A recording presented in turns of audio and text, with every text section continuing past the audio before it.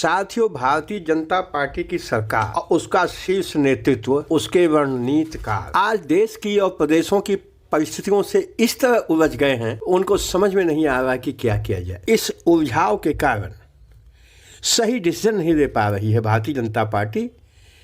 उत्तर प्रदेश में पिछले कई दिनों से आप देख रहे हैं उलट पलट चल रहा है, तमाम मीटिंगें हो रही हैं, पर्यवेक्षक आ रहे हैं, उनके बड़े नेता आ रहे हैं, लेकिन कोई डिसीजन वो नहीं कर पा रहे हैं।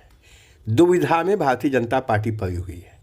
इसी तरह से अन्य प्रदेशों में भी, खासकर पश्चिम बंगाल में भारतीय जनता पार्टी का समस्त दांव उल्टा पड़ रहा है और यह बीजेपी के लिए चिंता का विषय है।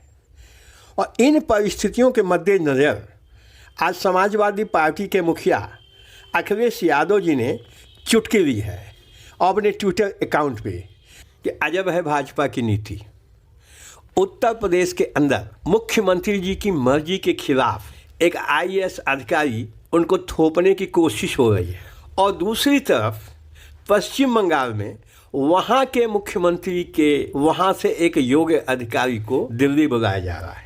अब ये भाजपा की दुरंगी नीति, एक जगह तो वो अपने ही मुख्यमंत्री जो प्रधानमंत्री जी के खास अधिकारी रहे हैं उनको थोपना चाहते हैं और दूसरी तरफ ममता बनर्जी जी पे जो उनके खास अधिकारी रहे हैं उनको दिल्ली बुला रहे हैं।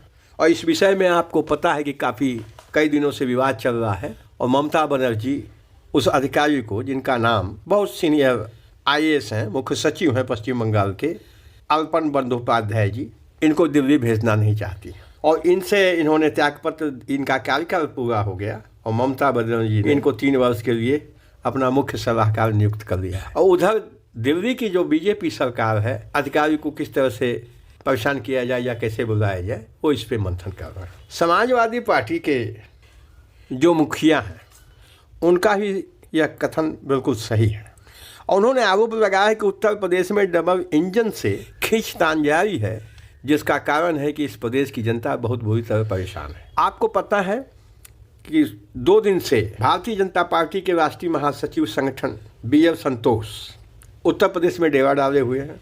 यहाँ के मंत्रियों से, वरिष्ठ पदाधिकारियों से गवर्नमेंट के बारे में फीडबैक ले रहे हैं, योगी जी के बारे में फीडबैक ले रहे हैं, परिस्थितियों की विवेचना कर रहे हैं। अब बहुत देर हो चुकी है और इतनी देर हो चुकी है कि खुद बीजेपी के नेता उलझन में हैं कि अब क्या फैसला किया जाए। बीजेपी की स्थिति बहुत उहापोह की हो गई है, तो बहुत गलत संदेश जाएगा अगर मुख्यमंत्री योगी आदित्यनाथ जी को हटाते हैं और जो उनका मुख्य एजेंडा है हिंदूवाद, उस पर चोट लगेगी, करारी चोट लगेगी।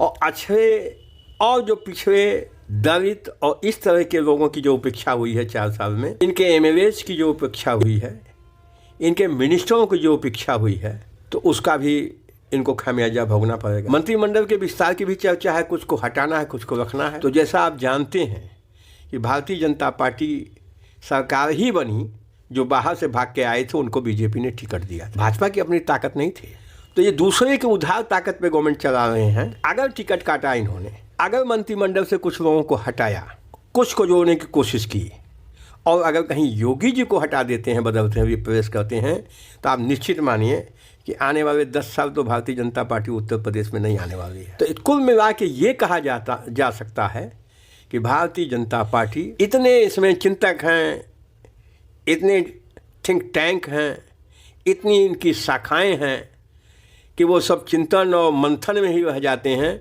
आइन वक्त पे चूक जाते हैं। और इस तरह से कई स्टेटों में हुआ है।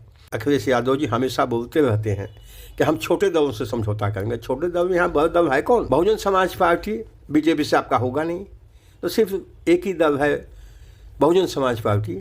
उसके बाद बाकी जितने दल हैं, चाहे ओवैसी की पार्टी हो, ओम प्रकाश राजभर जी की पार्टी हो, बाबू सिंह कुशवाहा की पार्टी हो, उनके साथ जो एलाइज हैं 9 दल, अपना दल हो, तो इन समूह से समझौता हो सकता है। तो परिस्थिति की यह मांग भी है और स्थिति बन रही है कि बहुत जल्दी एक तीसरा मोर्चा काम करेगा और अजीत सिंह के पुत्र तो इनके साथ हैं ही, तो आने वाले समय में। तो साथियों, आज इस वीडियो में हमने चर्चा किया है। वीडियो अच्छा लगा हो लाइक करिएगा, शेयर करिएगा। हमारे चैनल पे मेहमान हैं, फर्स्ट टाइम आए हैं तो सब्सक्राइब कर दीजिएगा। इस तरह का वीडियो हम बनाते रहते हैं। Thank you very much.